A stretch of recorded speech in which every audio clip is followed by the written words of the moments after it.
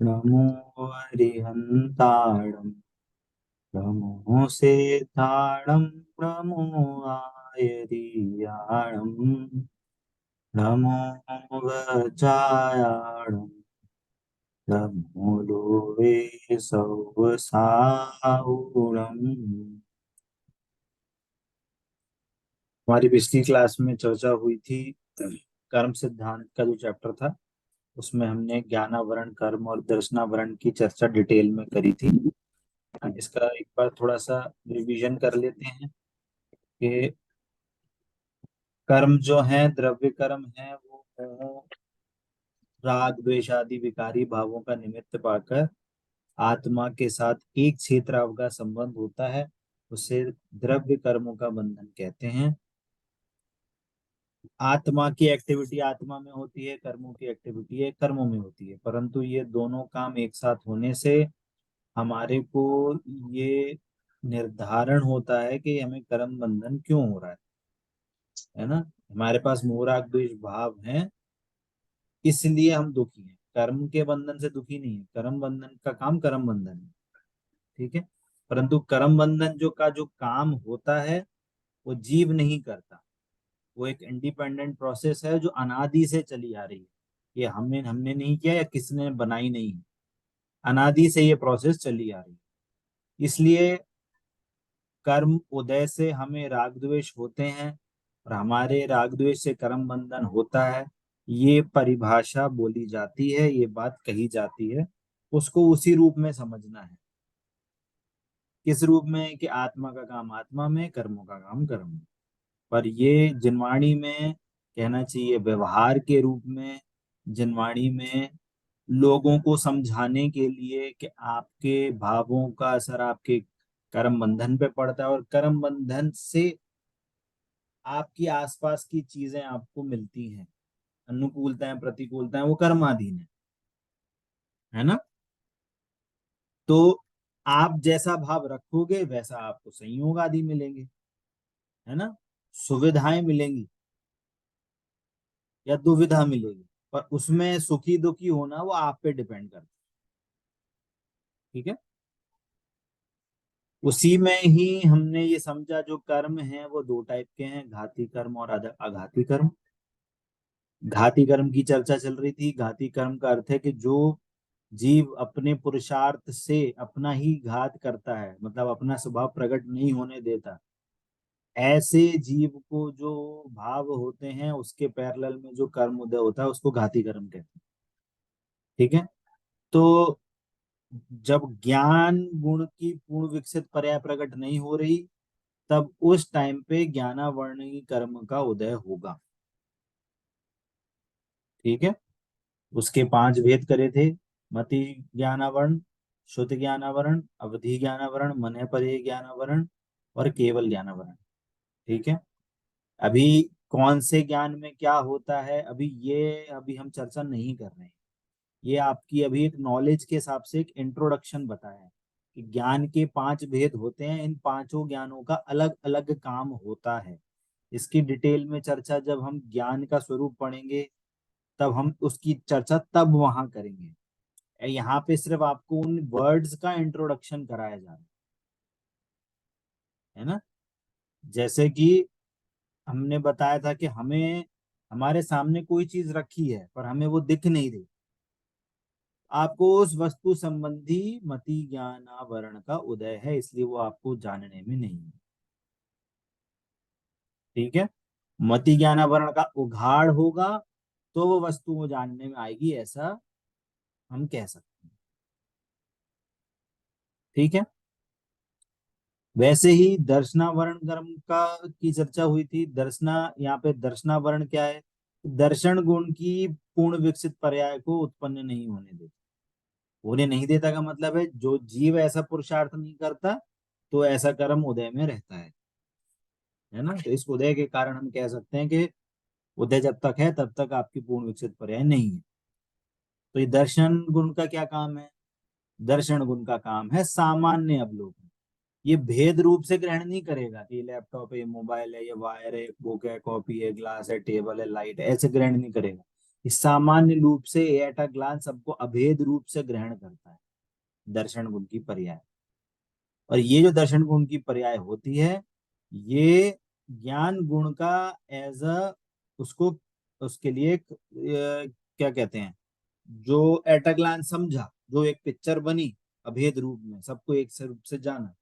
अब ज्ञान फिर उसमें कौन सी वस्तु को फोकस में लाएगा, तो ज्ञान फिर उस पर्याय पे वर्क करे। एक बड़ी पिक्चर बनी, अब उसने फोकस करा लैपटॉप पे, तो लैपटॉप की डिटेलिंग ज्ञान में हुई। उसकी जो डिटेलिंग है वो काम दर्शन गुण की पर्याय में नहीं होती।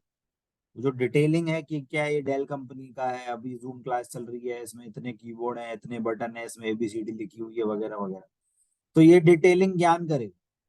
ये दर्शन गुण की पर्याय डिटेलिंग नहीं करेगी। ठीक है, अभी लैपटॉप से हट के अब इसका मोबाइल पे चला गया या बुक पे चला गया, उसका कंसंट्रेशन फोकस चेंज हो गया। तो दर्शन गुण की पर्याय थी, तो उसने वहां पे एट अ ग्लांस जो हुआ था, वहां पे उसने फिर बुक को फोकस करा।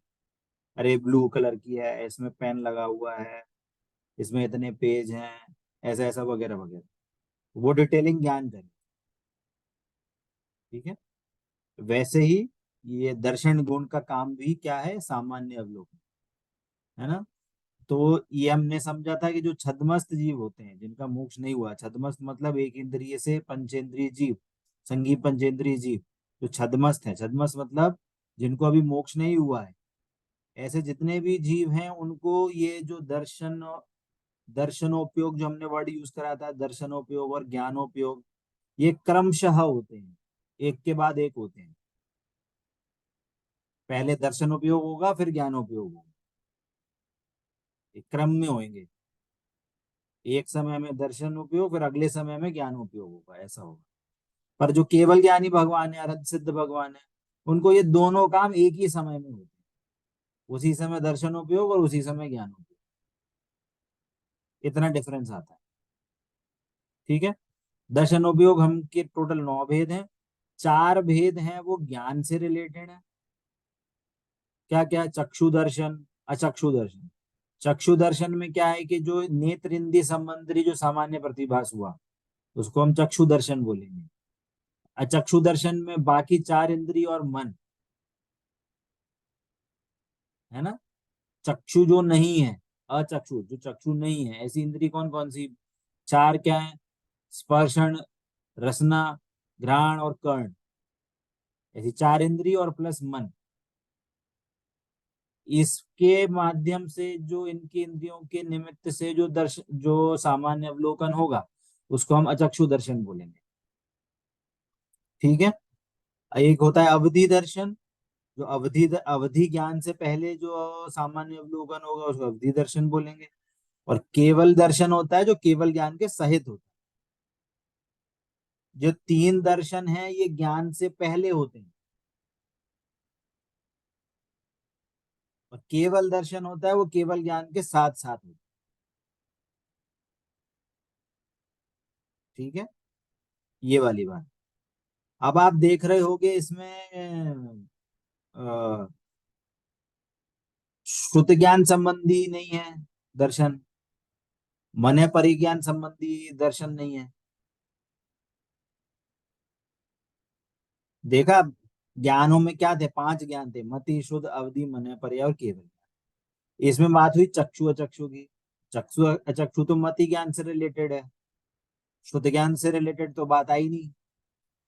अवधि दर्शन आ गया, मन दर्शन, मन पर्याय दर्शन तो आया नहीं। चैप्टर में नाम दिया और केवल दर्शन दिया है, वो केवल ज्ञान से रिलेटेड है। तो ये क्या चक्कर है, तो जो शुद्ध ज्ञान होता है वो मति ज्ञान का ही एक्सटेंडेड होता है। मति ज्ञान को यदि कैरी फॉरवर्ड होता है और उसमें और डिटेलिंग की बात जाती है जब, तो वो शुद्ध ज्ञान का भेद बनता है। ठीक है, तो उसको जो मति ज्ञान से पहले जो दर्शन हुआ था, उसका वो दर्शन कहलाएगा शुद्ध ज्ञान। तो जो मति ज्ञान हो चुका है, तो उसको अब नया दर्शन करने की जरूरत नहीं है, तो वो उसी मति ज्ञान पे वर्क करके शुद्ध ज्ञान बनता है।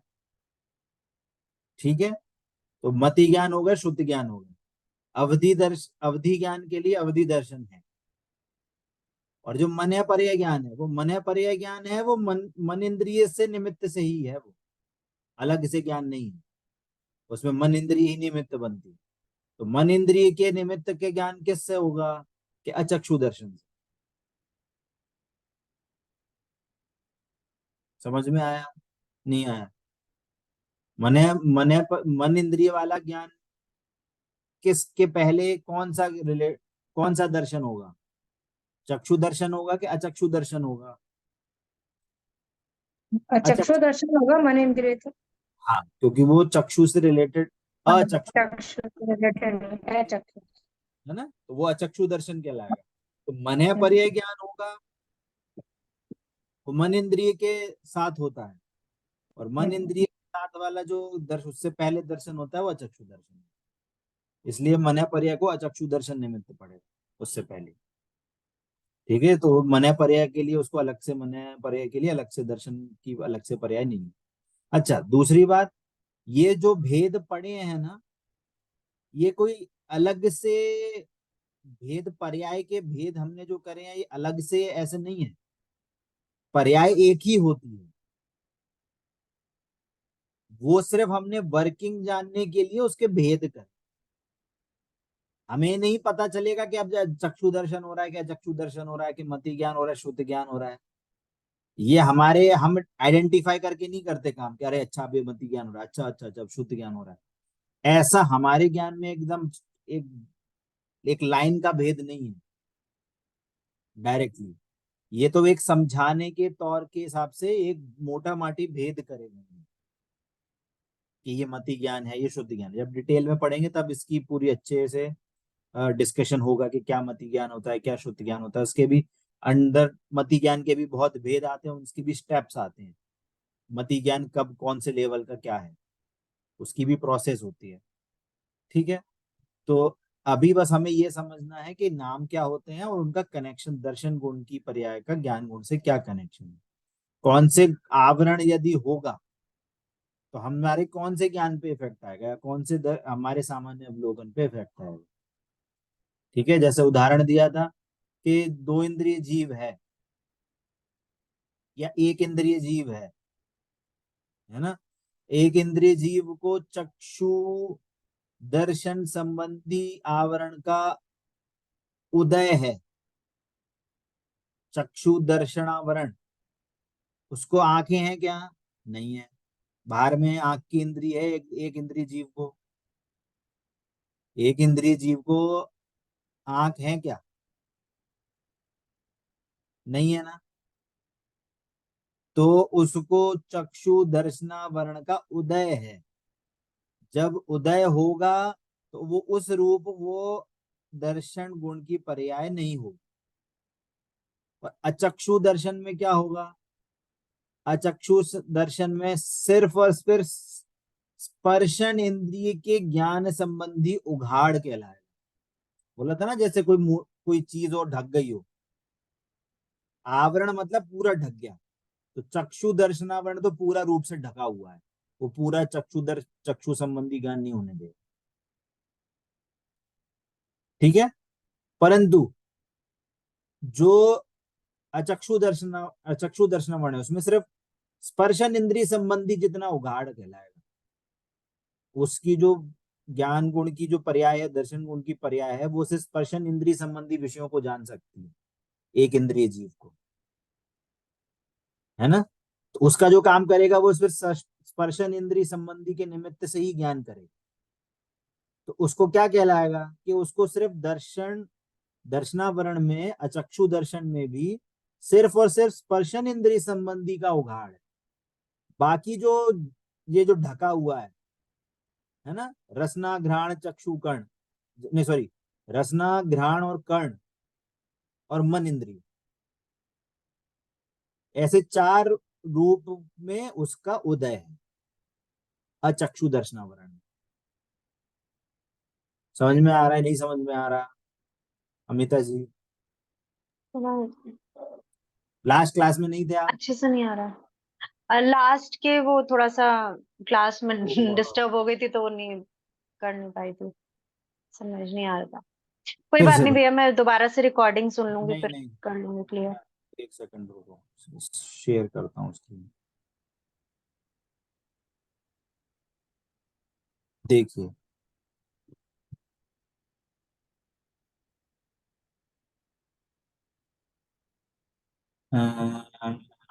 ये तो हो गया था, ठीक है।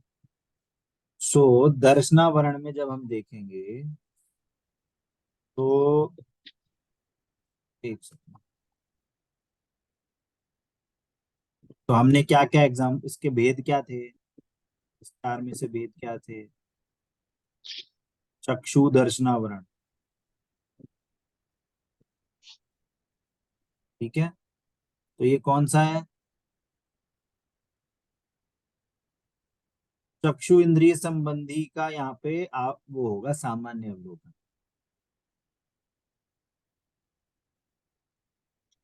ठीक है।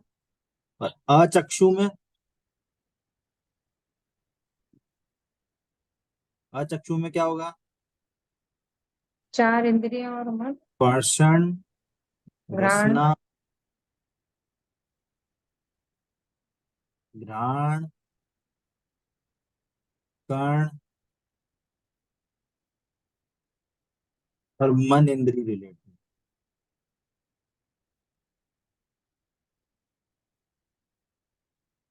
ठीक है। ठीक है, इसको हम कह रहे हैं ये सामान्य अवलोकन,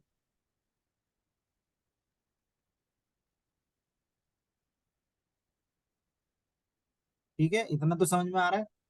अच्छा, यदि हमें ज्ञान में मति ज्ञान के जो भेद होते हैं, मति ज्ञान में जो अपन चार इंद्र पांच इंद्रिय, पांच इंद्रिय और मन बोलते हैं, ये मति ज्ञान के भेद होते हैं, ठीक है।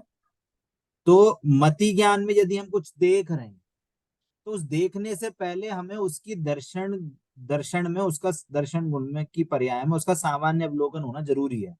बिना सामान्य अवलोकन के उस विषय का ज्ञान नहीं हो सकता। ये ज्ञान के जानने की प्रोसेस है, ये ऐसा जीव जानता है, एक प्रोसेस होती है कि कोई किसी चीज का सामान्य प्रतिभास होगा, और फिर उसका हम जब विशेष जानेंगे तो वो ज्ञान उस पर वर्क करेगा।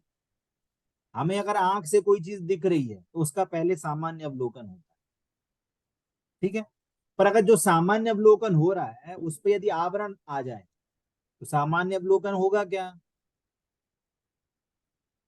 सामान्य अवलोकन नहीं होगा। तो ये आवरण कौन डाल रहा है? ये दर्शनावरण आवरण डाल रहा है सामान्य अवलोकन पे, ठीक है। तो जानने की प्रोसेस में दो जगह आवरण होंगे, एक सामान्य अवलोकन पे आवरण होगा, और मान लो सामान्य अवलोकन तो हो गया पर जानने में ही नहीं आ रहा है, तो मति ज्ञान का आवरण हो जाएगा। जैसे आपको आप किचन में काम तो कर रहे हो, लाइटर ढूंढ रहे हो, लाइटर सामने ही रखा है आपके, तो आपको सामान्य अवलोकन तो हो रहा है किचन की स्लैब का, पर ज्ञान नहीं हो पा रहा। उस टाइम पे मति उस लाइटर संबंधी मति ज्ञान आवरण का उदय है। सामान्य अवलोकन हो रहा है परंतु जानने में नहीं आ रहा, तो वो मति ज्ञानावरण का उदय है, वो ज्ञानावरण कर्म का उदय है। परंतु हमें एक सामान्य अवलोकन ही ना हो,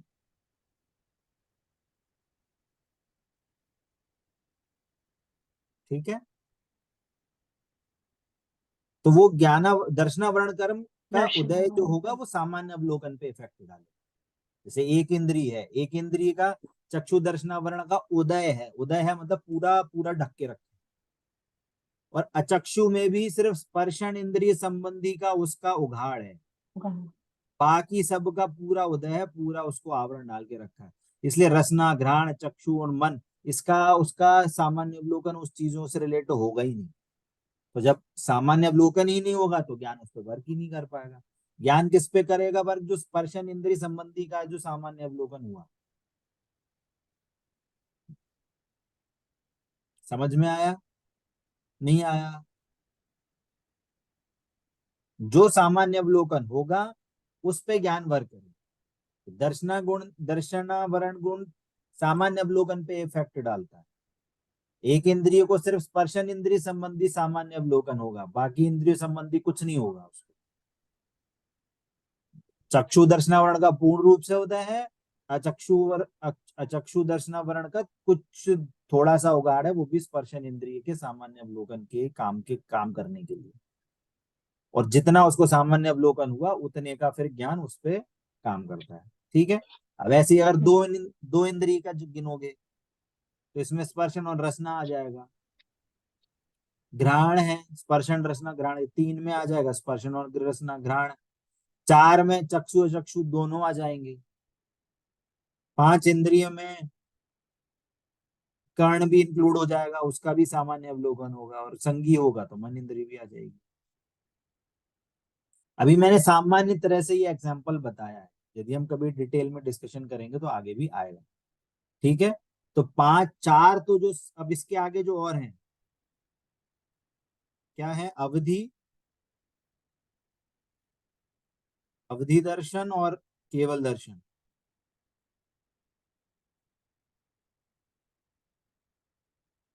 ठीक है। तो ये तो है, ये है ज्ञान से रिलेटेड, ये दर्शन होते हैं फिर उनपे ज्ञान होता है। ठीक है। तो और इसके बाद जो बाकी जो पांच हैं, स्त्यान गद्री, स्त्यान गृद्धि, निद्रा निद्रा, प्रचला प्रचला, निद्रा और प्रचला, है ना। तो ये रिलेटेड है नींद से। जीव को का ज्ञान नींद के टाइम पे आता है, तो वहां पे दर्शनावरण का तीव्र उदय होता है।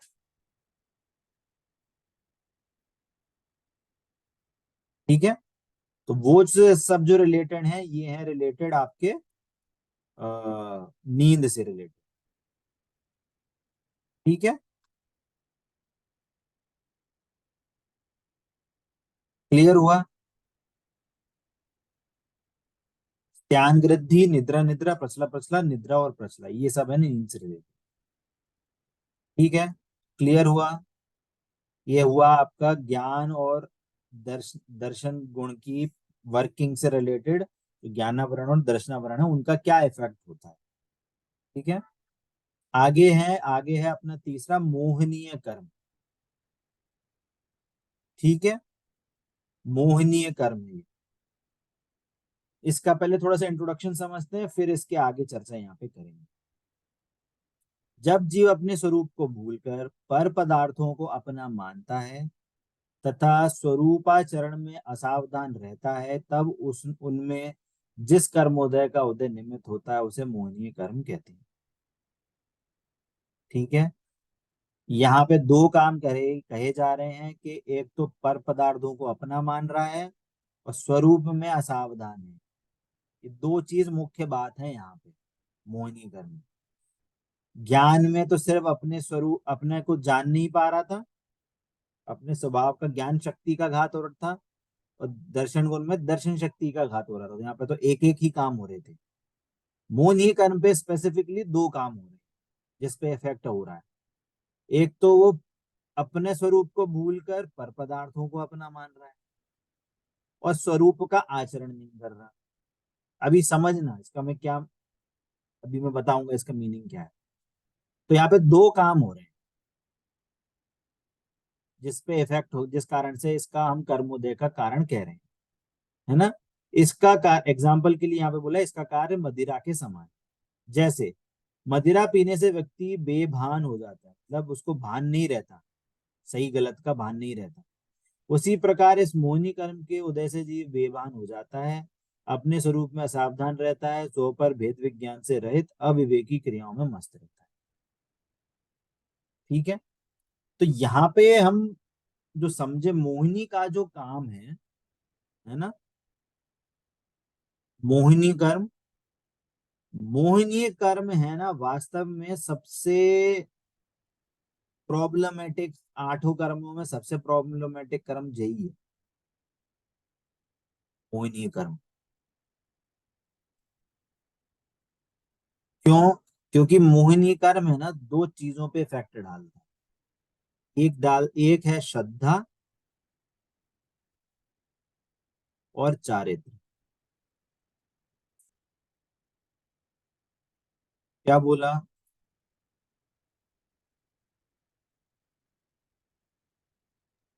श्रद्धा और चारित्र पर आवरण।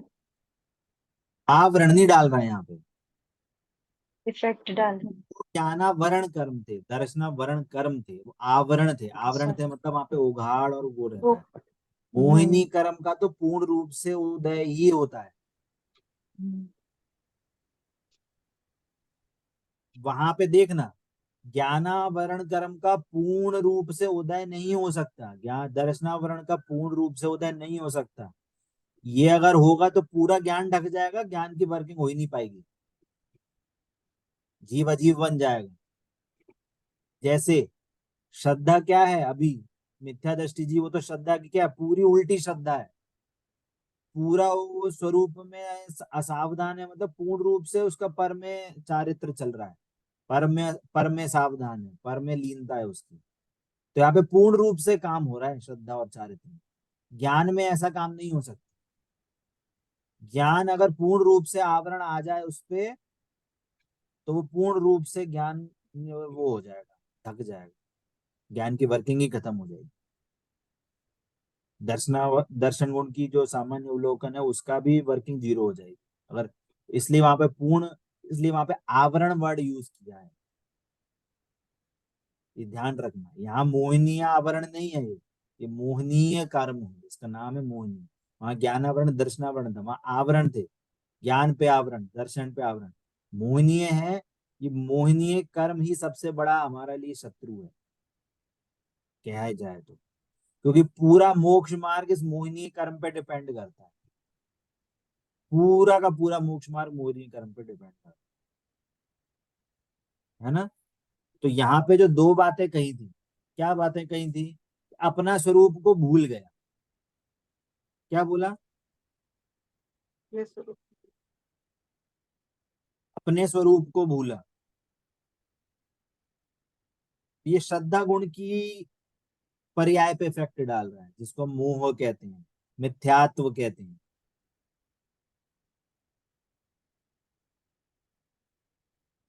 ठीक है। और स्वरूप में असावधान क्या है, स्वरूप में असावधान, इसका मीनिंग क्या है,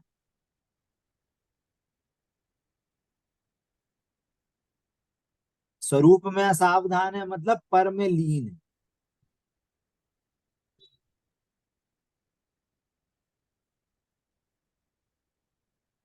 इसको हम बोलते हैं मिथ्याचारित्र, मिथ्यात इसको बोलते हैं मिथ्याचारित्र। या इसको दूसरे वर्ड में उसको बोल देंगे हम राग द्वेष, या इसको बोल देंगे हम कषाय। ठीक है, इसको बोल देंगे हम मोह। समझ में आ रही है बात। तो इसलिए मोहिनी कर्म के दो भेद होते हैं इसमें। इसको श्रद्धा को यहाँ पे हम दर्शन मोहिनी बोलते हैं। ये दर्शन मोहिनी को वो दर्शनावरण से कंपेयर नहीं करना। यहाँ पे दर्शन मोहिनी की बात समझ में आए तो दर्शन मोहिनी का मतलब है श्रद्धा से रिलेटेड, और चारित्र मोहिनी, इसके दो दो भेद होते हैं। तो दर्शन मोहिनी है वो श्रद्धा पे इफेक्ट डालता है, और चारित्र मोहिनी है वो हमारे स्वरूप की असावधानी, स्वरूप में हम लीन हो पा रहे हैं कि नहीं हो पा रहे, वो इस पे इफेक्ट डालता है। इफेक्ट डालता है कि वापस वापस वर्ड बोल रहे हैं, इफेक्ट डालता है मतलब उसके कारण से नहीं हो रहा, जीव स्वयं से ऐसी गलती कर रहा है, जीव स्वयं से अपने स्वरूप को भूल रखा है, जीव स्वयं से अपने स्वरूप में असावधान है। जब ऐसी गलती हो रही है तो दर्शन मोहिनी का उदय है और चारित्र मोहिनी का उदय है ना। अच्छा, जैसे हम आगे बोलते जा रहे थे कि सम्यक दृष्टि जीव है, चार कौन थे, भरत चक्रवर्ती थे सम्यक दृष्टि जीव, आदिनाथ भगवान, महावीर भगवान क्या थे, अपने जब राज्य काल में थे, राजा थे, तो क्या थे, सम्यक दृष्टि जीव। तो सम्यक दृष्टि जीव थे का मतलब क्या है, कि उन्होंने दर्शन मोहिनी का नाश कर दिया था, इसलिए वो सम्यक दृष्टि कहला रहे। जब दर्शन मोहिनी का नाश हुआ तो श्रद्धा गुण की शुद्ध पर्याय प्रकट हो गई, तो उन्होंने अपने स्वरूप की सच्ची समझ हुई उनको, तो क्या हुआ कि श्रद्धा गुण की पूर्ण विकसित पर्याय प्रकट हो गई। तो जब पूर्ण शुद्धता प्रकट हो गई श्रद्धा गुण की पर्याय में, तब दर्शन मोहिनी का बंध नहीं होगा, दर्शन मोहिनी का उदय नहीं होगा। समझ में आ रही है बात? वैसे ही जब केवल ज्ञान हो गया, केवल दर्शन हो गया, अनंत ज्ञान, तब वहां पे ज्ञानावरणी कर्म का पूर्ण नाश हो गया है, वो पूर्ण शुद्ध पर्याय है दोनों। वहां पे ज्ञानावरणी कर्म का बंध नहीं है, दर्शनावरणी कर्म का बंध नहीं है। परंतु जब सम्यक दृष्टि है, राज्य अवस्था में है, तो क्या हुआ, चारित्र मोहिनी का पूर्ण रूप से अभाव हुआ क्या, कि नहीं, वो नहीं हुआ है। क्यों? क्योंकि पूर्ण वीतरागता, चारित्र क्या है, पूर्ण वीतरागता। तब वो जब पूर्ण वीतरागता हो जाएगी, तब उसको चारित्र मोहिनी का पूर्ण रूप से अभाव कहलाएगा। कब अवस्था में होगी वो, कौन सी अवस्था में होगी, अनंत भगवान, अनंत अवस्था में, है ना। तो मैं ये क्वेश्चन पूछ सकता हूँ कि बाहुबली भगवान को शब्द दर्शन मोहिनी का उदय था कि नहीं था। बाहुबली भगवान को जब वो, नहीं था। बाहुबली भगवान जब तपस्या कर रहे थे, उन्हें मोक्ष नहीं हुआ था, तो उनको दर्शन मोहिनी का उदय था कि नहीं था। नहीं था। नहीं था। चारित्र मोहिनी का उदय था कि नहीं था। था। केवल ज्ञान नहीं हुआ ना, तो चारित्र चारित्र मोहिनी, मोहिनी तो रहेगा।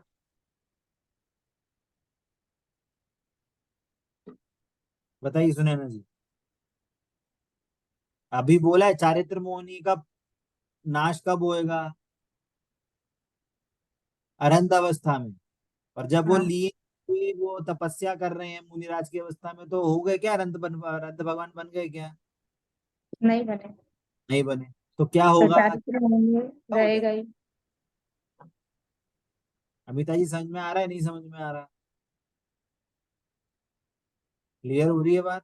पार्श्वनाथ भगवान अभी कमठ पे उपसर्ग कर रहा है, उन पे कमठ जो है वो जी वो उपसर्ग कर रहा है, अभी मोक्ष नहीं हुआ। तो दर्शन मोहिनी का उदय है कि नहीं। नहीं। नहीं। चारित्र मोहिनी का उदय है कि नहीं। है। है। अच्छा। अंजन चोर था, अंजन चोर अभी सेठ को देख के आया है वहां पे, अभी अभी उसने वो मंत्र नहीं पढ़ा है, तो उसको दर्शन मोहिनी का उदय है कि नहीं। अच्छा, उसने मंत्र पढ़ दिया और उसको सिद्धि हो गई, सिद्धि हो गई उसकी, उस चीज की जो मंत्र पढ़ा था उसने, है ना। अभी मैं डिटेल, कहानी की डिटेल में नहीं जा रहा हूँ। तो क्या हुआ, दर्शन मोहिनी का उदय है कि नाश हो गया। कहानी पढ़ी है अंजन चोर की कि नहीं पढ़ी। पढ़िए। पढ़ी। क्या हुआ था अंजन चोर की कहानी तो जो मंत्र पढ़े वो फल आ गया था, मतलब में। हाँ। फल कि आ गया उसने था। क्या हुआ, कि उसने उससे पूछा कि भैया ये जो सेठ जी हैं, ये सेठ जी कैसे कैसे वो इतने दूर चले जाते हैं उड़ के, क्या कैसे उन्होंने कैसे विद्धि सिद्ध करी। कि उन्होंने णमोकार मंत्र पढ़ा, और णमोकार मंत्र तुम भी पढ़ लो, तो नीचे तलवारें रखी हैं और तुम टोकरी में रखो, टोकरी में बैठ जाओ और रस्सी काट देना। तो तुम्हें वो रणमुकार मंत्र का जाप करना, और जैसे ही तुम्हारा अटूट श्रद्धान हो जाए तो काट देना, तो तुम्हें सिद्धि हो जाएगी। तो जो मंत्र जो उसने पहले पढ़ रहा था, तब क्या था, दर्शन मुनि का उदय था। और उसने मंत्र पढ़ा, अटूट श्रद्धान हो गई भगवान पे, और भगवान पे श्रद्धान हुआ तो आत्मा पे भी श्रद्धान हो गया। और उसने इस श्रद्धान के, अटूट श्रद्धान जैसे हुआ, उसने रस्सी काट दी और उसको सिद्धि हो गई, समय दृष्टि हो गई। लेकिन चारित्र मोहिनी तो नहीं हटा। हाँ, चारित्र मुनि नहीं हटा। अभी मैं ये एग्जाम्पल बता रहा हूँ हाँ। प्रथमा युग से, कि कब किस टाइम पे किसका उदय कहलाएगा, कब किस टाइम पे किसका उदय नहीं कहलाएगा। ये हमें ज्ञान में, यदि हम इसके एग्जाम्पल से वर्कआउट करेंगे तो हमें समझ में आएगा कि कब कर्म का क्या, कैसा, क्या कंडीशंस होती है। ठीक है। तो ये छोटे मोटे एग्जाम्पल्स हमने समझे। आगे क्या कह रहे हैं, देखिए। इसके मुख्यतया दो भेद हैं, दर्शन मोहिनी और चारित्र मोहिनी। ठीक है। दर्शन मोहिनी के मिथ्यात्व, सम्यक मिथ्यात्व और सम्यक प्रकृति, ये तीन भेद होते हैं, है ना। ये जो दर्शन मोहिनी के भेद हैं, है ना, ये आप ये समझ लो अ, ये सम्यक दर्शन के और क्या है इसका, ये दर्शन गुण की या श्रद्धा के अलग अलग कंडीशंस के हिसाब से ये भेद कहे गए, है ना। इसको अभी समझते हैं, पहले आगे पूरा पहले चैप्टर समझते हैं, फिर आगे वाली बात समझते हैं। तो दर्शन मोहिनी के तीन भेद हुए, मिथ्यात्व, सम्यक मिथ्यात्व और सम्यक प्रकृति। ठीक है। चारित्र मोहिनी के अनंतानुबंधी क्रोधमान माया लोभ, अप्रत्याज्ञानावरण के क्रोधमान माया लोभ, प्रत्याज्ञानावरण के क्रोधमान माया लोभ, संजुलन के क्रोधमान माया लोभ। तो ये कितने हो गए, 4 × 4 16। और हास्य रति अरति भय जुगुप्सा स्त्री वेद पुरुषवश नपुंसक वेद, ये क्या है, 9 कषाय। ऐसे ही ये 16 + 9, तो ये 25 भेद हो जाते हैं। ये सभी मिलकर मोहिनी कर्म के 28 भेद हो जाते हैं। मोह आदि विकारों की अपेक्षा इसके असंख्यात लोक प्रमाण भेद है ना। लोक प्रमाण भेद का मतलब है जितने जितने जीव हैं उतने उतने भेद हैं, क्योंकि हर किसी के राग द्वेष अलग होते हैं, हर किसी का मिथ्यात्व का परिणाम अलग होता है। इसको अगर यदि हम कंपैरिजन करें तो उसके असंख्यात भेद हो जाते हैं। ठीक है। अब यहाँ पे समझने वाली बात है कि श्रद्धा गुण के पे कैसे कैसे कंडीशंस बनती हैं और चारित्र मोहिनी की कैसी कैसी कंडीशन बनती है। ठीक है। इसको समझने के लिए हमें थोड़ा सा एफर्ट लगाना पड़ेगा। ठीक है। देखिए, जब भी कोई अनादि मिथ्या दृष्टि है, अनादि मिथ्या दृष्टि है मतलब उसको आज तक कभी सम्यक दर्शन नहीं हुआ है, उसने कभी सम्यक दर्शन के लिए आत्मा को जानने के लिए एफर्ट नहीं लगाया है, प्रथम में प्रथम यदि वो भगवान को के पास जाता है, देवशास्त्र गुरु का निर्णय करता है, सात तत्वों का निर्णय करता है, और फिर जब आत्मा का निर्णय करता है और ऐसा बोलता है, मतलब सोचता है, विचार करता है, निर्णय करता है कि मैं आत्मा ही हूँ, मैं ही जानता हूँ, ये शरीर क्या है, अजीब है, इसमें ज्ञान नहीं, और ऐसा श्रद्धान होता है, तो उसको प्रथम में प्रथम जो होता है, उसको उसको जो उदय था, अब ये तो सम्यक दर्शन की प्रोसेस में है, तो क्या होता है कि यहाँ पे जो दर्शन मोहिनी कर्म था ना, जैसे प्रथम में प्रथम सम्यक दर्शन होता है, तो उसमें क्या होता है कि वो कर्मों का नाश नहीं करता। वो क्या होता है, उसको कर्मों को दबा देता। क्या बोला, जैसे मान लो एकदम एक ग्लास में एकदम मटमैला पानी है। क्या है, मटमैला पानी है, और उसमें हम फिटकरी डाल दें या ऐसा कोई केमिकल डाल दें, तो क्या होता है फिटकरी डालने से, कि पूरी गंदगी क्या होती है, नीचे सेटल डाउन हो नीचे जाती है बैठ एकदम जाती है। ग्लास। पूरी मिट्टी क्या होगी, नीचे एकदम बैठ पूरी नीचे जाती है। सेटल डाउन हो जाएगी, जो भी 5-10 मिनट जितना भी टाइम लगे वट एवर, है ना। का मीनिंग क्या है कि वो पूरी मिट्टी नीचे बैठ गई, ऊपर क्या हो जाता है, एकदम पानी साफ, स्वच्छ पानी। साफ पानी। ठीक है। तो मैं ये थोड़ी एक्स्ट्रा चीजें समझा रहा हूं, आप समझ लें। जैसे ये ग्लास है, ठीक है, ये पानी भरा हुआ है, ठीक है, और यदि हम इसको मान लो, मिट्टी को मान लो रेड कलर से डिनोट कर रहे हैं, तो यहाँ पे मिट्टी भी भरी हुई है। ये मिट्टी पूरी आपकी ऐसी अलग पूरा है, मिक्सचर बना हुआ है पानी का और मिट्टी। इसको बोलते हैं हम कंडीशन उदय, कर्म का उदय। ठीक है। हमने क्या करा, इसमें हमने फिटकरी डाल दी।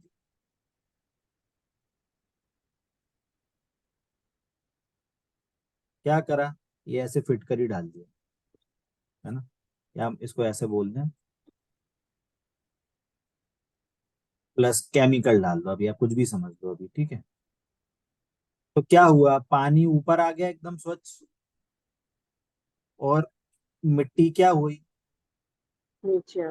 नीचे सेटल डाउन हो गई। तो ये पानी क्या है, ये स्वच्छ पानी है, शुद्ध। इसको कहते हैं उपशम।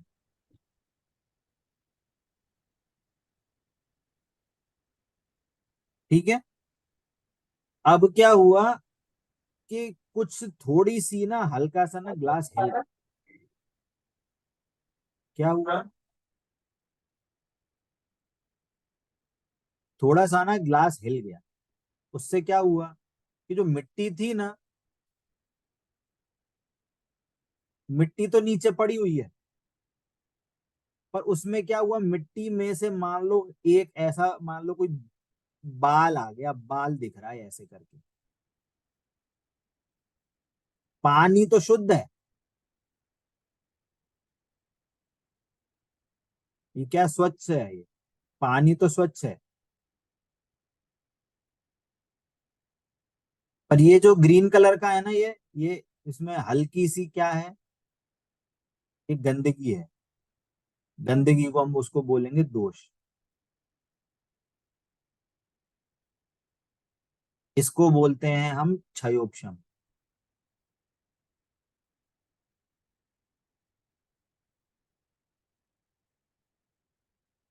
और एक कंडीशन क्या हुई कि हमने क्या करा, कि हमने फिल्ट्रेशन, उस पानी को, पूरे ग्लास को फिल्टर में डाल दिया, है ना, और फिल्टर करके हमने क्या करा, पूरा पूरा पानी में से हमने पूरी गंदगी हटा दी, फिल्टर करके एकदम शुद्ध, शुद्ध पानी सामने आ गया।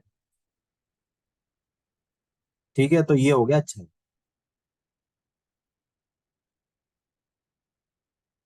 समझ में आया। ये जो मैंने चार चीजें बताई हैं, ये कर्मों की कंडीशंस होती हैं। समझ में आया कि जब मैं कर्मों का उदय कहूंगा, तो उस टाइम पानी की कंडीशन कैसी है ना, तो इसमें ऐसे समझ लो, मिट्टी को बोलेंगे हम कर्म, और पानी को बोलेंगे जीव, या उसकी पर्याय। ठीक है। तो जब उदय है, तो पानी कैसा दिख रहा है, एकदम मटमैला गंदा, थोड़ी सी भी अशुद्धता नहीं है। तो जब मोहिनी कर्म में कोई दर्शन मोहिनी का उदय कहलाएगा ना, तो श्रद्धा पूरी उल्टी अशुद्ध है, पूरी अशुद्ध, पूर्ण अशुद्ध है, यहाँ पे पूर्ण अशुद्ध, शुद्धता है ही नहीं नाम की, शुद्धता नाम की चीज ही नहीं है। ठीक है। परंतु हमने क्या करा, थोड़ा सा एफर्ट करा, और हमने केमिकल डाल के क्या करा, गंदगी को नीचे सेटल डाउन कर दिया। ये क्या हुई, सेटल डाउन हो गई, गंदगी नीचे आ गई, और ऊपर पानी स्वच्छ हो गया। तो हम क्या कर सकते हैं, ऊपर के पानी का उपयोग कर सकते हैं, एक एंगल से। तो क्या होता है, अब हमें अब इसका इन दोनों का समझना है। ठीक है, उदय और क्षयोपशम, उदय और उपशम। तो क्या हुआ कि जब प्रथम में प्रथम कोई जीव आत्मा का अनुभव करता है, या कहीं सम्यक दर्शन होता है, तो उसको उपशम सम्यक दर्शन ही होता है। वो कर्मों का क्षय प्रथम बार में नहीं करता। सबसे पहले जब सम्यक दर्शन होगा किसी जीव को, वो उपशम सम्यक दर्शन ही होगा। पहले बारे में वो कभी भी पूर्ण रूप से कर्म, दर्शन मोहिनी कर्म का पूर्ण रूप से क्षय नहीं करता, उसको दबाता है। उसको बोलते हैं हम उपशम सम्यक दर्शन। क्या होगा कि कर्म तो पूरे दब जाएंगे, उनका कुछ उदय नहीं कहलाएगा उतने टाइम के लिए। उपशम सम्यक दर्शन का भी टाइम पीरियड होता है, उसका मैक्स टाइम पीरियड है अंतर्मुहूर्त। Max to max time 48 minute है, 48 मिनट के बाद वो टूटेगा ही टूटेगा। या तो वो वापस से मिथ्यात्व में चला जाएगा कि उस कर्म का उदय आ जाएगा, या फिर वो दूसरे कंडीशन में जाएगा। अभी समझते हैं, ठीक है। तो ये जो उपशम सम्यक दर्शन हुआ, तो जो ऊपर जो स्वच्छ पानी दिख रहा है ना, तो जो उपशम सम्यक दर्शन की जो स्वच्छता है यहाँ पे, और जो फिल्टर करने पानी की जो स्वच्छता है, ये दोनों सेम स्वच्छता है, दोनों स्वच्छ पानी है। इसकी शुद्धता और क्षय होने के बाद की शुद्धता दोनों सेम है। ओनली डिफरेंस इज कि यहाँ पे अभी कर्म प्रेजेंट हैं, पर अभी अफेक्ट नहीं कर रहे, सेटल डाउन है। थोड़ा सा भी कुछ ग्लास का बैलेंस बिगड़ेगा ना, तो पूरी मिट्टी वापस ऊपर आ सकती है। समझ में आ रहा है ना? तो जब सम्यक दर्शन होता है, तो सबसे प्रथम में प्रथम उपशम सम्यक दर्शन होता है। ये आपको क्लियर हुआ होगा, है ना? क्योंकि उतनी, या ऐसे समझ लो, उसका जो पुरुषार्थ है वो सिर्फ और सिर्फ दबाने का ही पुरुषार्थ कर पाता है। तो क्या होगा कि 48 मिनट्स के बाद अब उसको कन्वर्ट करना पड़ेगा। क्या कन्वर्ट करना पड़ेगा? यदि उसके पास एफर्ट होंगे, तो वो क्षोभक्षम या क्षायक अच्छा, ये जो टर्म है ना, ये कर्म के लिए टर्म है, ये कर्म के टर्म है। आत्मा के टर्म के लिए क्या है, या जीव के लिए टर्म्स क्या है? इसको बोलेंगे हम औदयिक। कर्म के उदय से जीव के औदयिक परिणाम होते हैं। कर्म के उपशम से जीव के औपशमिक परिणाम होते हैं। कर्म के क्षयोपशम से जीव के छायोपशमिक परिणाम होते हैं।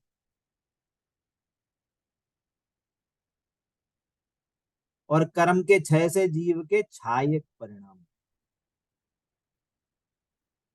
ये जब बात आएगी जीव की, तो हम उसको औदयिक बोलेंगे। तो क्या बोलेंगे? कर्म का उदय हुआ तो जीव के औदयिक परिणाम हुए। जैसे दर्शन मोहिनी का उदय है, तो उसको मिथ्यात्व का रूप ही औदयिक परिणाम है। मिथ्यात्व जो हुआ ना, वो जीव कर्म के उदय के कारण जीव का औदयिक परिणाम हुआ। या चारित्र मोहिनी के उदय से जो राग द्वेष हो रहे हैं ना, वो जीव के औदयिक परिणाम हुए। क्यों? क्योंकि वहां पे कर्म का उदय है। तो कनेक्शन बैठाने के लिए, वहां कर्म का उदय है, किसका? मोहिनी कर्म का। तो यहाँ पे क्या है? जीव के औदयिक परिणाम। अब जब उसको पहली बार सम्यक दर्शन हुआ, तो दर्शन मोहिनी का हुआ उपशम,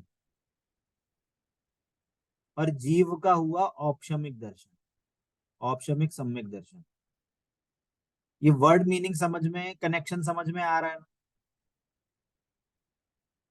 उपशम का मतलब क्या हुआ कि दर्शन मोहिनी का जो सम्यक दर्शन से रिलेटेड जो कर्म थे, वो सेटल डाउन हो गए। तो क्या हुआ? दर्शन मोहिनी का उपशम हुआ, और जीव को औपशमिक सम्यक दर्शन प्रकट हुआ। भैया ये उपशम और छायोपशम वाले में, जैसे आपने हम्म। एग्जाम्पल में बताया कि हम्म। गंदगी नीचे सेटल्ड है, तो वो तो दोनों में ही सेटल्ड है। हाँ, बता आ रहा हूँ, उस पे भी आ रहा हूँ। अभी अभी ऑप्शन पे ही रहते हैं पहले। उदय में क्या था? पूरा कर्म का उदय था, तो श्रद्धा गुण की पूर्ण रूप से अशुद्ध पर्याय उत्पन्न हो रही थी। ठीक है। तो जब उसका दर्शन मुनि का उपशम हुआ, तो क्या हुआ? नीचे सेटल डाउन हो गए कर, ऊपर शुद्ध पर्याय प्रकट हो गए। तो ये जो शुद्धता प्रकट हो रही है ना ऊपर, इसको बोलेंगे हम औपशमिक सम्यक। अब हम मेरे को आना किस पे था, कि जब औपशमिक सम्यक दर्शन होता है ना, तो इसकी अवधि होती है max to max 48 minute. Max limit है। किसी को 5 सेकंड के बाद छूट सकता है, किसी को 1 मिनट के बाद छूट सकता है, किसी को 10 मिनट के बाद, किसी को 20, किसी को 48। 48 मिनट मैक्स है। पर जरूरी नहीं 48 मिनट रह ही रहे, किसी को छूट भी सकता है। पर जब 48 मिनट के बाद छूटता है ना, तो जो मोहनीय कर्म जो था, वो पहले एक ही कर्म कहलाता था। अनादि मिथ्या दृष्टि का जो कर्म था, वो एक ही कर्म था, अकेला। औपशमिक सम्यक दर्शन होने के बाद ये 3 टुकड़ों में विभाजित हो जाता क्या बोला? जो उसके तीन भेद बताए हैं ना,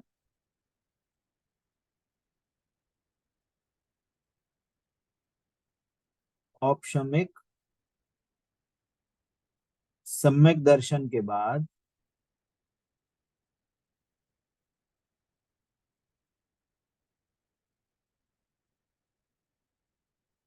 दर्शन मोहिनी के तीन तीन टुकड़े हो जाते हैं,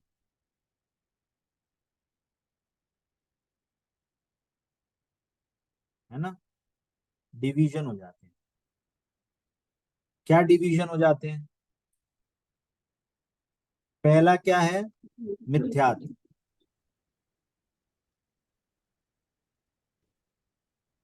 दूसरा क्या है? सम्यक मिथ्यात्व। और तीसरा है सुंदर प्रकृति। सम्यक प्रकृति। ठीक है, अब समझना, वापस से ऊपर आते हैं। ये औपशमिक सम्यक दर्शन की कंडीशन पे खड़ा हुआ था, उसको औपशमिक सम्यक दर्शन हुआ। तो क्या कंडीशन बन सकती है? कि कर्म का उदय आए और वो वापस से औदैहिक सम्यक दे, उसको वापस से कर्म का उदय हो जाएगा। तो क्या होगा कि उसको वापस से उसकी श्रद्धा क्या है, वो वापस से अशुद्ध हो जाएगी। एक कंडीशन ये है कि उपशम से उदय में कंडीशन में चले जाए, उसका कर्म का उदय आ जाए। एक क्या हो कि उसका क्षोभशम हो जाए। क्षोभशम मतलब क्या हुआ है कि ऐसी कंडीशन तो बनी हुई है उपशम जैसी, परंतु अभी भी कुछ छोटे मोटे इसमें दोष दिखेंगे। ये हेयर जो बनाया है ना, बाल जैसा जो बनाया ग्रीन कलर का, मतलब इसमें अभी थोड़े मोटे छोटे मोटे दोष हैं, पर स्वच्छ है। पानी तो स्वच्छ है, पर उसमें थोड़ी सी गंदगी दिखेगी। और चौथी कंडीशन क्या, तीसरी कंडीशन क्या वेद, होता है कि पूरे ही नाश हो जाए, कर्मों का पूरा ही नाश कर दे वो। ऐसी कंडीशन भी हो सकती है। हाँ बोलिए। जब इसमें थोड़ी बहुत गंदगी जब है, दोष वगैरह है, हाँ। तो छह ऑप्शन पहले होना चाहिए फिर उपशम। मतलब नहीं नहीं अगर हम आ, नहीं नहीं नहीं, ऐसे नहीं। वो उसके पानी फिल्ट्रेशन की प्रोसेस का मतलब इसमें मत घुसाइए आप। ये जो सेटल डाउन हुए, सेटल डाउन के बाद गंदगी बाहर निकलेगी ना, कि कौन सी गंदगी है, हल्की सी हिल गई उसमें, अभी हम एग्जाम्पल की तरफ से बोल रहे हैं। पर ये प्रोसेस ऐसी होती है, पहले उपशम होता है, फिर बाकी कंडीशंस में जाए। ठीक है। तो जो ये पहले दो नाम है, मिथ्यात और सम्यक मिथ्यात, इनका यदि उदय आ जावे किसी का भी, तो वो उदय वाली कंडीशन में चला जाए। वापस से बोल रहे हैं, पहले जो अनादि मिथ्या दृष्टि था, उसको सिर्फ दर्शन मोहिनी का उदय था। उसने एफर्ट लगा के कर्मों को कौन से दर्शन मोहिनी कर्म को दबाया, और उसको उपशम सम्यक दर्शन हो गए। परंतु जो उपशम सम्यक दर्शन 48 मिनट के ज्यादा नहीं ठहर सकते। मैक्स लिमिट है 48, जरूरी नहीं है 48 मिनट ही रोके, पहले भी छूट सकते। तो मान लो 10 मिनट के बाद उसको छूटा, तो 10 मिनट के बाद छूटने पर यदि मिथ्यात और सम्यक मिथ्यात्व का उदय आ जाएगा, तो वो उदय उदय वाली कंडीशन बन जाएगी। तो क्या हो जाएगा, वो वापस मिथ्यात्वी हो जाएगा, उसको मिथ्या दर्शन हो जाएगा, उसको छूट जाएगा। सम्यक दर्शन क्या होगा, ऑप्शन उपशम सम्यक दर्शन उसको छूट जाएगा। ठीक है। परंतु यदि उसको सम्यक प्रकृति का उदय आ गया, तो क्या होगा कि उसका सम्यक सम्यक दर्शन मेंटेन रहता है। तो ये संयुपशम वाली कंडीशन है ना, ये सम्यक प्रकृति के कारण बनेगी। सम्यक प्रकृति क्या है, सम्यक दर्शन पे इफेक्ट नहीं डालती, उसकी स्वच्छता पे इफेक्ट नहीं डालती, अपने छोटे मोटे दोष उस पे आ जाते हैं, जिसको हम शास्त्रीय भाषा में चलमल अगाड़ दोष बोलते हैं। है ना, अभी डिटेलिंग पे नहीं जाना है। कहने का मतलब है कि ये क्षयोपशमिक सम्यक दर्शन की अवधि ज्यादा है ना, क्षयोपशम में कन्वर्ट करके ये समय क्षयोपशम को मेंटेन करके रख सकता है, क्षयोपशम सम्यक दर्शन में। ठीक है। और यदि ये दोनों कंडीशन नहीं हुई, और उसने अपने और तीव्र पुरुषार्थ से क्या कर सकता है कि तीनों का उसने अभाव किया, जिसको हम छायक सम्यक दर्शन बोलते हैं। अच्छा, जो छायक सम्यक दर्शन है ना, छायक सम्यक दर्शन होने के बाद वापस से मिथ्या दर्शन नहीं होता। क्या बोला? छायक सम्यक दर्शन होने के बाद वापस से मिथ्या दर्शन नहीं होता। उपशम होने के बाद वो वापस से उदय में आ सकता है, तो उसको मिथ्या दर्शन हो सकता है। क्षोभशम सम्यक दर्शन हो जाए, पर ऐसा हो सकता है कि उसको वापस से कर्म का उदय आ जाए, तो वापस से, और क्या कहते हैं, उदय आने से उसको मिथ्या दर्शन हो सकता है, उसका क्षोभशम सम्यक दर्शन छूट सकता है। उसकी भी लिमिट है, उसकी भी, क्षोभशम की भी टाइम लिमिट है कि कितने, वो भी बहुत बड़ा टाइम है, उसके बाद उसको छूटेगा ही छूटेगा। इसको भी, क्षोभशम सम्यक दर्शन को भी कन्वर्ट करना पड़ेगा, या तो वो उदय में जाएगा या तो उसको क्षय करके क्षय करना पड़ेगा। तो ये जो तीन कंडीशंस हैं, इसमें हमेशा कर्मोदय की कंडीशन बनी रहती है। मत जो छायक कंडीशन जो है, एक बार कर्मों का नाश हो जाता है तो फिर वापस से कर्म का उदय नहीं आता। ठीक है, तो ये जो तीन भेद बताए हैं वो इसी के लिए बताए, कि जो मिथ्यात्व और इससे कभी भी आएगा तो उसको उदय होने से इसमें क्या होगा, तो ये वापस से मिथ्यात्व, मिथ्या दर्शन हो जाएगा इससे। इसका रिजल्ट क्या होगा कि मिथ्या दर्शन। पर सम्यक प्रकृति से क्या होगा? सम्यक प्रकृति से छह। छायोपशमिक,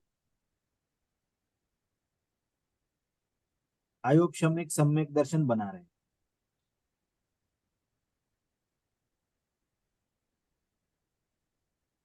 ठीक है, ये जो मैंने चीज पढ़ाई है, मैं आपको क्वेश्चन में कभी पूछूंगा नहीं, बट आपको ये नॉलेज होनी चाहिए, इसको मैं नॉलेज दे रहा हूँ, ये वाली चीज की। ठीक है, तो जो दर्शन मोहिनी के जो तीन भेद हैं, मिथ्यात्, सम्यक मिथ्यात् और सम्यक प्रकृति। मिथ्यात्व से क्या होता है, एक और डिटेल बताओ। मिथ्यात्व का मतलब हो गया पूर्ण रूप से मिथ्या दर्शन। सम्यक मिथ्यात्व में क्या है कि ढीला पूला है। मिथ्यात्व भी है, सम्यक्त भी है, मतलब मैं आत्मा हूं भी, अरे नहीं मैं शरीर में, तो उसको थोड़ी देर के लिए कंफ्यूजन हो जाए, और जो कंफ्यूजन हुआ तो सीधे मिथ्यात्व में वापस से चला जाता तो हम लोग को तो कई बार फिर हुआ होगा सम्यक दर्शन। है। हाँ, हो भी सकता है। अब दूसरी बात, एक बार जब उपशम सम्यक दर्शन हो जाता है तो ये तीन टुकड़े हो जाते हैं उसके। अब वापस से मान लो मिथ्यात्व में चला गया, तो उसको वापस से जब एफर्ट, जब वापस से एफर्ट करेगा ना जब सम्यक दर्शन के लिए, तब ये तीन को दबाने का एफर्ट होगा वापस से। अब उसको तीन कर्म प्रकृति को दबाना पड़ेगा। पहले मोहिनी कर्म अकेली थी, तब उसमें डिवीजन नहीं थे अलग अलग। अब जब ये तीन का विभाजन हो जाता है प्रथम, पहली बार सम्यक दर्शन होने के बाद, तो उसको वापस से जब एफर्ट लगाएगा तो वो तीन को दबाने का एफर्ट होगा। और जब उपशम सम्यक दर्शन हो जाएगा तो वापस से उसकी कंडीशन बनेगी उसको कहाँ जाना है। और मान लो उसको उपशम सम्यक दर्शन हुआ हो, क्षयपसम से सीधा मिथ्या दर्शन होगा कि उपशम में भी आ सकता है? नहीं वहां से वो उपशम में नहीं जा सकता, उसको सीधा आ वापस से उदय होगा तो मिथ्यात्व में जाएगा, या क्षय करके उसको क्षयक में जाएगा। है ना? पॉइंट ये है कि यदि मान लो किसी ने उपशम सम्यक दर्शन कर लिया, और मान लो अनंत जन्मों तक उसने वापस एफर्ट ही नहीं हुए उसके सम्यक दर्शन के, तो धीरे धीरे ये तीनों प्रकृति मिथ्या एक में ही कन्वर्ट होके मोहिनी कर्म में मोहिनी कर्म में एक में कन्वर्ट हो जाती है। तो उसमें फिर भेद नहीं पड़ पाता है। तो उसको फिर वो अकेला अगली बार फिर जब अनंत भवों बाद जब वापस से एफर्ट करेगा तो उसको वापस से मोहिनी कर्म को दबाना पड़ेगा। ऐसा रहता है। ठीक है, तो ये जो तीन भेद बताए हैं वो मैंने आपको इसलिए बताया कि उसकी वर्किंग कैसे होती है, इसलिए ये भेद बताए। ठीक है, टाइम भी अपना हो गया है। अगली क्लास में अपन चारित्र मोहिनी के बारे में डिस्कस करेंगे। इसमें यदि किसी को वो डाउट हो तो आप नेक्स्ट क्लास में पूछ सकते हैं। ठीक है, चलिए। जिनके ज्ञान से सूझे लोकालो, वो वाणी मस्तके हम सदा सदा देखता हूँ। पेट बोले तो अच्छा मई जनवाणी माता की जय हो जय हो जय। अहिंसा में जैन धर्म की जय हो, जय जय हो। हो। जय जिनेन्द्र सभी को। जय जय श्री हरि को।